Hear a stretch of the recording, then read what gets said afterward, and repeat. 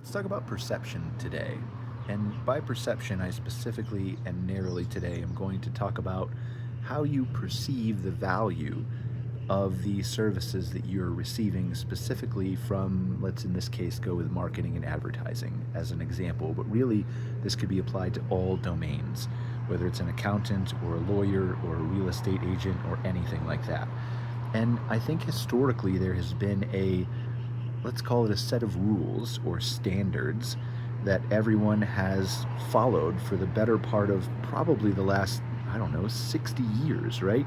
When you hire an accountant, you expect to get accountant type things, and generally those are quarterly reports or income tax statements or advice on how to save on taxes, or they're filing your taxes and you get a complete year-end package or whatever that may be, right? The same thing goes with a lawyer. Obviously it changes for what you're hiring them for or not for, to produce or not produce.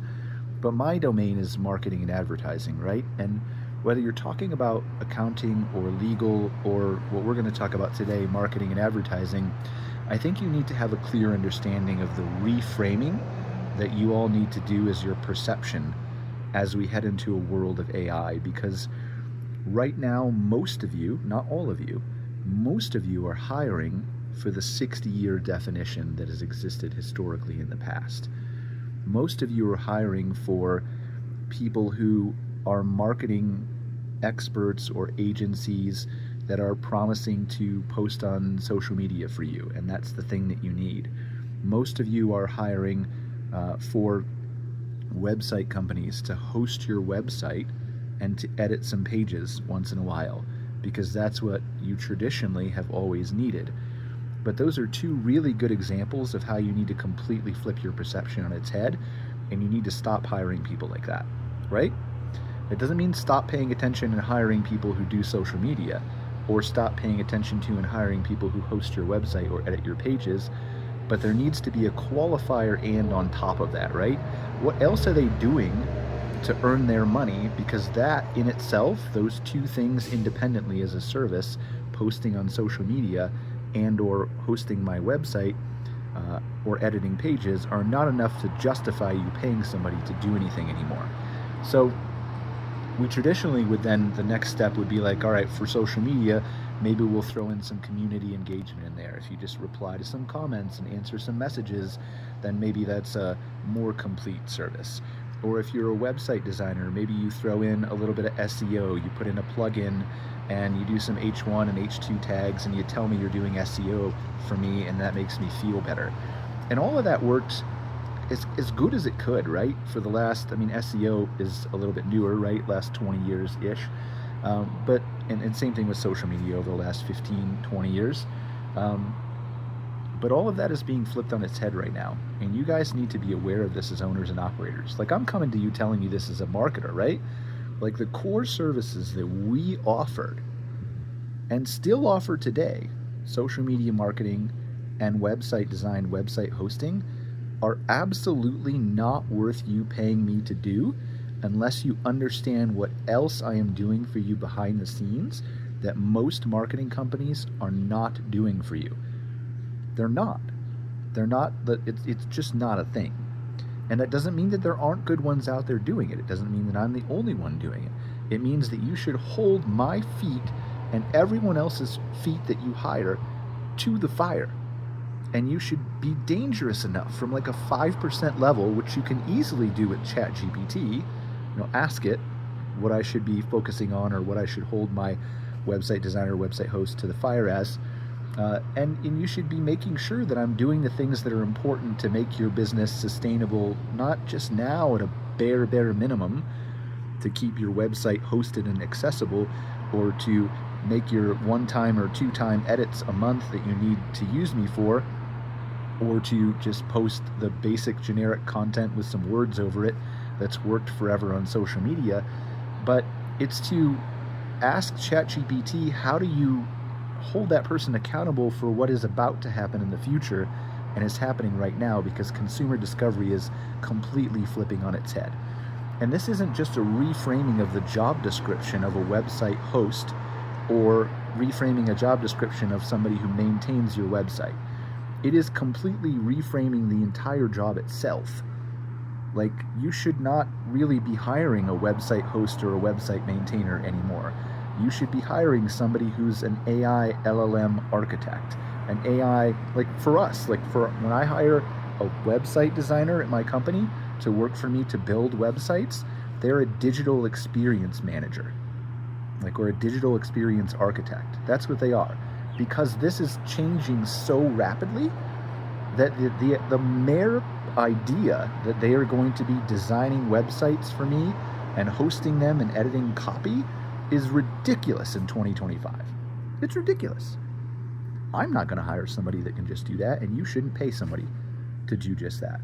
What you should be looking for is someone who is willing to talk to you from a thought leadership strategy perspective, someone who understands the industry that you're in. Right now, like you and me, we're talking like you're probably campgrounds, RV park, outdoor hospitality industry, right? So that's me, but there are other people in our industry that are good too.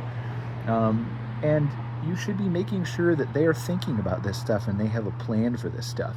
Anyone who tells you they know what's going to happen within the next 2 years is completely full of shit. I don't know what's going to happen in the next 2 years.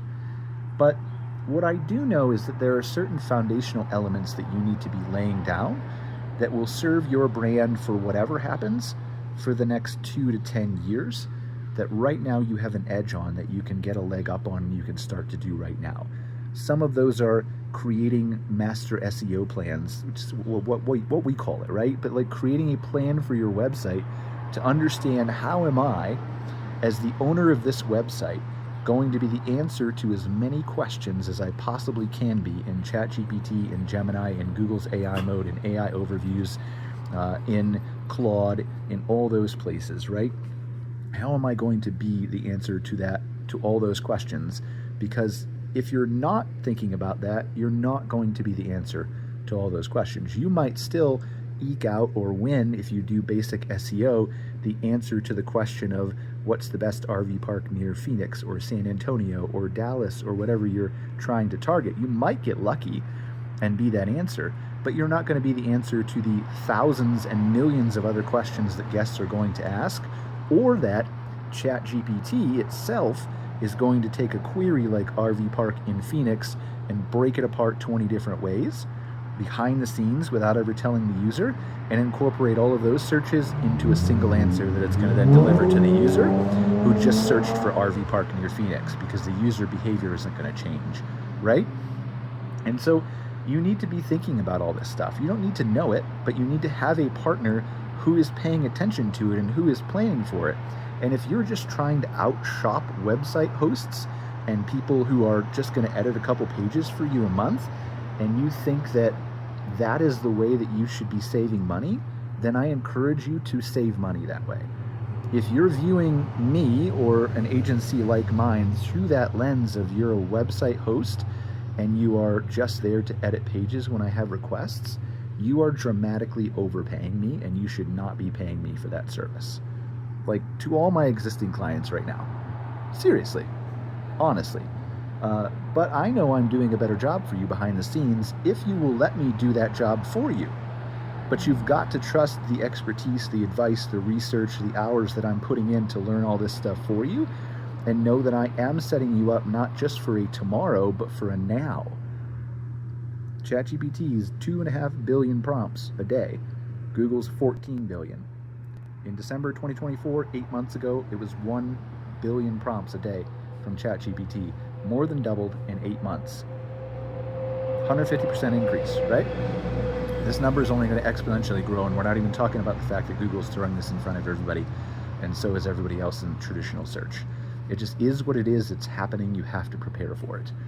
And then the second thing is how is this data all going to be accessed? The idea that you're hiring a website host and the idea that you're hiring somebody to edit pages is like almost legacy. Not quite, it's getting there, but it's almost legacy, to the point where an agent is going to browse your website. We've talked about this before. I don't know how that agent's going to interpret it yet. If anybody tells you they do, they're completely full of it. But it's going to browse your website, it's going to interpret it, it's going to maybe look at photos, maybe not. It's not really going to care about your call to action. It's going to look at the information, bring it back, and summarize it for its user. And when you get to things like AI agents that are not really browsers or human beings that are reading your website, the whole scope of what your website is for flips on its head.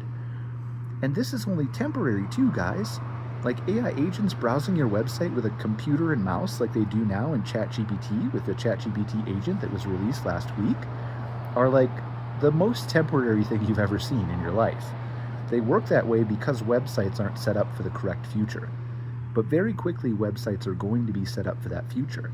You should be looking at turning your whole website into a natural language API to where all the information that can be publicly accessible on your website, your rules, your rates, your policies, your check-in, your checkout time, what type of coffee maker is in cabin number 7, all that stuff can be just read from an API that an agent can access and feeds in half a second back into ChatGPT to answer the query. The more information it can find, the easier it can find it, the more likely you are to be the answer. Period. Right? There are other things that come into play, but those are some big ones. And then 2 is, can I then take that API that I've built of my website and can I tie it to my reservation system like a CampSpot or a NewBook? Now maybe CampSpot or NewBook build this, but we're already thinking about this. We're already saying, all right, well, CampSpot and NewBook, as an example, and so does ResNexus and so does other people, right, have these APIs that are accessible already. Let's just take these APIs and build with them. Let's build our API for the website. Let's interface them with a NewBook, a CampSpot, or a ResNexus, and let's give the agent the entire ability to make the reservation without ever leaving ChatGPT. This is the future of commerce.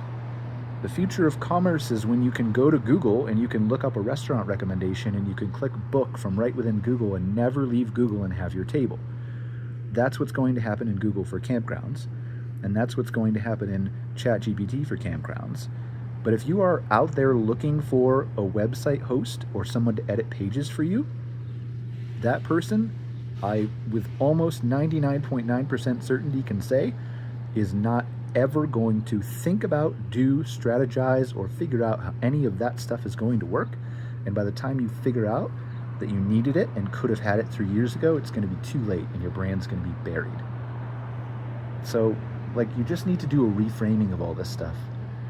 And we didn't have time to talk about social today. I know this video is already 12 and a half minutes. It's way more than I wanted it to be. And if you're here with me to the end, we'll do another video on social media, maybe tomorrow. But I just think it's important for you as an owner to realize that you need to get what you're paying for, but you need to demand what you're paying for too. And if you're out there just budget shopping, and that's your thing, and you need to save money, then that's great. You're going to find a whole lot of people that are cheaper than us, right? Like, we're not your people. We're not. But if you want to be prepped for the future, and you want to hear, like, you want to truly listen and hear to what is happening right now, because there's data and there's facts and there's articles and there's papers, and all this stuff is all over, like, provable today, right now. It's not just me saying it. If you want to listen to that stuff, then you have the potential to work with a partner, or whether that's me or someone else, right? A partner who is thinking about this, who is going to prepare your business for the future. And long term, when you look at that couple $100 or couple $1,000 that you could have saved by trying to budget someone like me out into the category of just website host or website maintenance, then I think what you're going to find is that you're going to look back historically, whether it's with me or anybody else, and you're going to say, I had a big opportunity here to be 2, 3, 4, 5, 6 years ahead of my competition, and I didn't take it. And I think that's the danger, whether we're talking about marketing, advertising, website hosting, social media, accountants, lawyers, anything like that. This world is moving really, really fast, guys.